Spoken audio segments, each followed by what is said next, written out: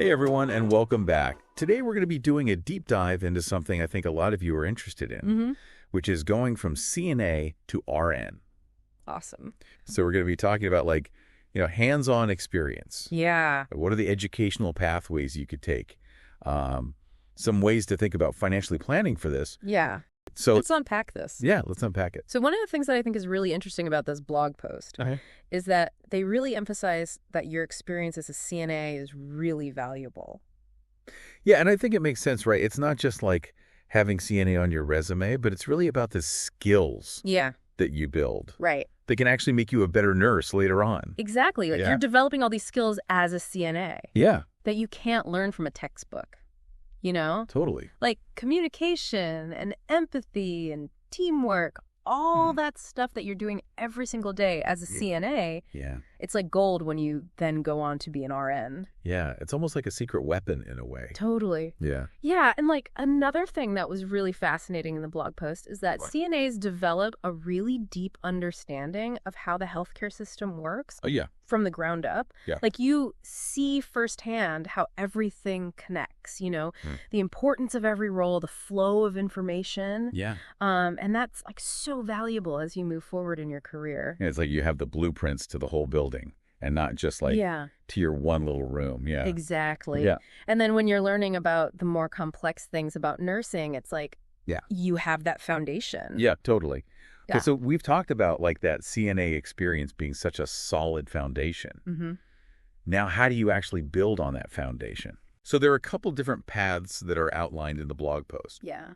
And I think people are probably really interested in hearing about like what are their options Totally. to actually become an RN. Yeah. So let's break it down. Yeah. One path is to become an LPN. Okay. Which is a licensed practical nurse. Okay. And that's kind of like a stepping stone. Yeah. And this usually takes like 12 to 18 months, which is a pretty efficient way to boost your earning potential and get more clinical experience. Okay. And it's a relatively short amount of time. Yeah. So it seems like that would be a good option for someone who maybe wants to take a more like strategic approach. Yeah, exactly. Get some wins under their belt and then keep moving forward. Exactly. Cool. Yeah. And a lot of schools actually offer LPN to RN bridge programs. Oh, wow. Which can make the process even more streamlined. Okay. Awesome. So then the other route is that you go directly for your RN. Okay. And you can do that either through an associate degree in nursing, which is an ADN, or a Bachelor of Science in Nursing, which is a BSN. Gotcha. Okay. And those programs take a little longer though, right? They do. Yeah. An ADN usually takes about 2 to 3 years. Okay. And a BSN is a 4-year degree. But the good thing is that a lot of schools offer a lot of flexibility. Okay. So they have evening classes and weekend classes, which can be really helpful for people who are also working or have families, Yeah, that flexibility is key for so many people. Yeah. But let's be real, like balancing work and studies and just life can be a lot. Absolutely. So did the blog post have any advice on like how to make that all work? Definitely. Yeah. They actually had some really good advice about being strategic with your work situation. Okay. So like one thing you could consider is maybe working part-time or per diem while you're in school. And that way you can keep some income coming in. Okay. And you can also keep up your clinical skills without being like totally overwhelmed. Yeah, that's a really good point. Okay, cool. So any other tips for making this balancing act a little less crazy? So another thing that can really make a big difference is if you can find an employer who's actually invested in their employees' growth. Oh, okay. So some healthcare facilities offer really great benefits. Okay. Like tuition reimbursement or flexible scheduling. Awesome. Or even on-site educational programs. That's amazing. Yeah. Like finding an employer like that would be a dream. I know. Especially when you think about the financial side of things too. Yeah, exactly. Right? Because it's a big investment to advance your career. Yeah. So, but the good news is there are resources out there. Yes, there are. To help people do that. Yeah, and the blog post actually did a really good job of like breaking down all the different types of financial aid that you can look into. Okay. So of course you have the like traditional federal and state programs, but there's also healthcare specific scholarships and grants that are available through professional organizations. And some healthcare facilities actually offer financial aid too. That's amazing. Like this whole secret stash of financial aid that people just don't know about. Exactly. Okay, cool. And I know you mentioned this earlier, but I think it's worth repeating, that professional nursing organizations offer scholarships to their members. Yes. So another reason to get involved early. Totally. Okay, cool. Yeah. So speaking of connections, the blog post also talked about professional networking, which I think can feel a little intimidating for people. Yeah. Especially when they're first starting out. Especially at the beginning. Yeah. So do you have any advice for our listeners on, like, how to approach networking in a way that feels good? I would say the biggest thing is just to start early. Okay. You know, don't wait until you're like right about to apply for that dream job to start building relationships. Right, yeah. So look for like mentorship opportunities with experienced nurses. You could join professional nursing organizations, even as a student, you know? And then another good thing you can do is attend like healthcare conferences or workshops. Yeah. And that's a good way to meet other people. Yeah. And learn about like what's happening in the field. Cool. And maybe even discover some like hidden opportunities. Yeah, it's all about planting those seeds, you know, Absolutely. and letting them grow alongside your career. Yeah. And another thing that's really helpful is to tap into your nursing school's alumni network. Oh, yeah. Because they can be a really great source of information, connections, and support. Yeah, it's like this built-in cheering section. Yeah. For your whole career. Totally. Okay, that's great. And then also, I think it's important to remember that your experience as a CNA is a really big asset as you're working towards becoming an RN.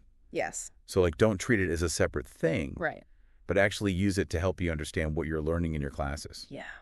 Connect it all. Yeah, the blog post had a good point about how, like, the more you can connect your experience with what you're learning in school, the better nurse you'll be. Yeah. Because you're not just memorizing facts, but you're actually seeing how those things play out in real life with patients. Yeah, totally. Okay, so we've talked about the foundation of being a CNA, the different paths you can take educationally, how to navigate work and finances, and the importance of professional networking. Right. What other, like, golden nuggets of wisdom did this blog post have for us? Well, one thing that they talk about that I think is really important is technology. Oh, technology, yes. Yes. I love technology. But it's changing everything. It's changing everything so fast. So fast. And in healthcare, especially. So what are some of the things that our listeners should be aware of? Well, one of the biggest changes has been the use of electronic health records. Yeah. So EHR systems. And these systems have like completely changed how patient information is stored and accessed and shared. Yeah, it's amazing because it's like you have this whole history of the patient right there in front of you, which is incredible for coordinated care, but it also means that nurses have to be really comfortable with using these complex systems. Exactly. Yeah. Like being tech savvy is not optional anymore. Right. It's like a core skill for nursing. Yeah. And it's not even just about knowing how to like use a computer. Right. It's about understanding how technology is changing, how healthcare is delivered, and how you can use technology to like provide the best care for your patients. Totally. So what would you say to our listeners who are, a lot of them are probably still working as CNAs? Yeah. Like, how can they start preparing now for this, like, tech-driven future of healthcare? So the great thing is you don't have to wait until you're an RN to start developing those tech skills. Okay. So, like, look for opportunities in your current role to familiarize yourself with new technology. So, like, for example, if your facility is implementing a new EHR system, volunteer to be part of the training. Oh, that's a good idea. You know, or if there's like a new piece of equipment that you're curious about, ask if you can shadow a nurse who's using it. Oh, yeah. You know? That's a great idea. Yeah. It's all about like taking initiative. Oh, right? Totally. Yeah. And like you said, there's so many resources online too. Yeah, like tons of websites and tutorials. Yeah. And you can even take online courses. So much information is just like... right at our fingertips. Right there. It's amazing. Yeah. Okay, we talked about technology. Now let's talk about resilience. Yes. As being a really important quality for nurses who started as CNAs. Yeah. Why do you think that is? Well, because they faced challenges. Yeah. You know, they had to overcome obstacles to become an RN. Right. So they know what it means to like work hard and balance all the different parts of their lives and just keep going, even when it's tough. Yeah. And that makes them really good at taking care of patience. Yeah. Even when things are really stressful. Yeah, they're like the superheroes of the healthcare world. Right. That's so cool. Okay, so we talked about a lot of stuff, like the foundation of being a CNA. Yeah. The different paths you can take, how to deal with work and finances, the power of networking, Right. the importance of resilience. Yeah.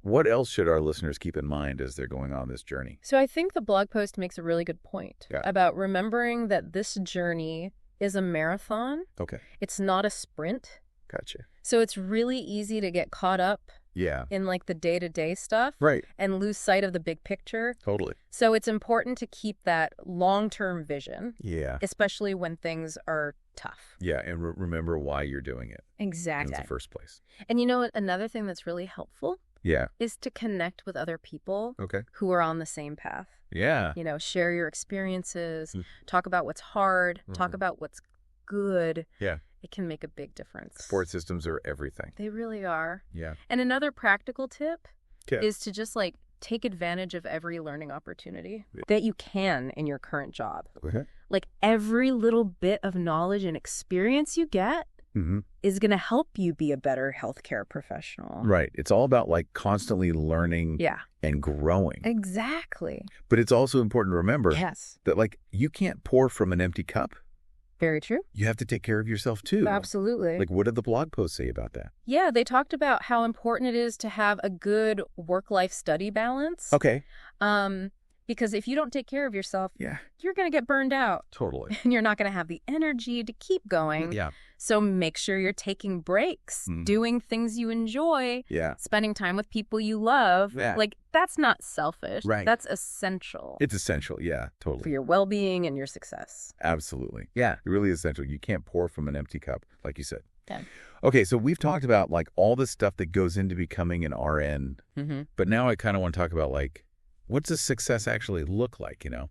Right. Is it all about like reaching that end goal of becoming an RN? Yeah. Or is there more to it than that? I think the blog post actually had a really interesting point about that. Okay. Like success isn't just like a finish line. Right. It's like all the little steps along the way. Okay. It's about like facing those challenges and celebrating those wins. Yeah. And just like never losing sight of why you wanted to do this in the first place. Yeah, like providing really good care exactly to your patients. Yeah. And just like constantly learning and growing. Yeah, I love that perspective, like finding the fulfillment in the journey itself, not just the destination. Exactly. Okay, so speaking of like celebrating those wins, I think it's important to acknowledge that this is hard.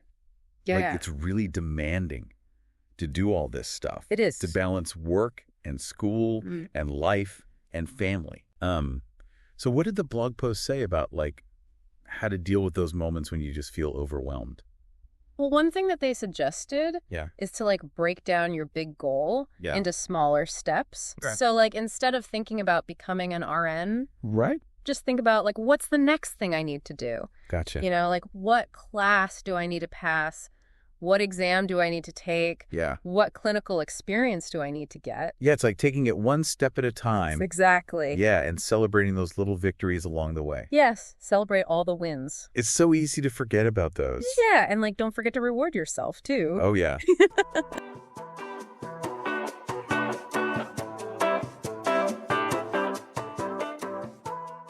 It's so easy to feel alone when you're doing all this stuff. Right. But like there are so many other people out there who are going through the same thing. Right. So like find those people. Okay. You know, connect with them.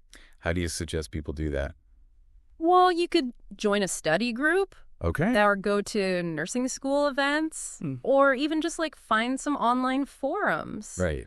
You know, there are so many ways to connect with people these days. Yeah, and it makes such a difference. It really does. To have that support system. Yeah, because you can share your experiences. Yeah. Talk about what's hard. Talk about what's good. Yeah, just like have people who get it. Exactly. Yeah, that's so important. Yeah, good. Okay, so any final words of wisdom from the blog post? So one thing that really stuck with me was that they talked about the importance of mindset. Oh. Like this journey is going to have ups and downs. Yeah. But like how you think about those challenges is really important. So like staying positive. Exactly. Even when things are tough. Yeah. Believe in yourself. Stay focused on your goals. And just like remember why you're doing this. Yeah. It's all about having that inner strength. Yes. To keep going. Okay. Wow. We covered so much in this deep dive. We did. About going from CNA to RN. So much good stuff. I hope everyone listening feels like they learned something. Me too. And that they feel inspired to pursue their dreams. Absolutely. So that's it for this episode. Thanks for joining us. We'll be back next time with another deep dive into a topic that we think you'll love. Until then, keep learning, keep growing, and keep on diving. Bye, everyone.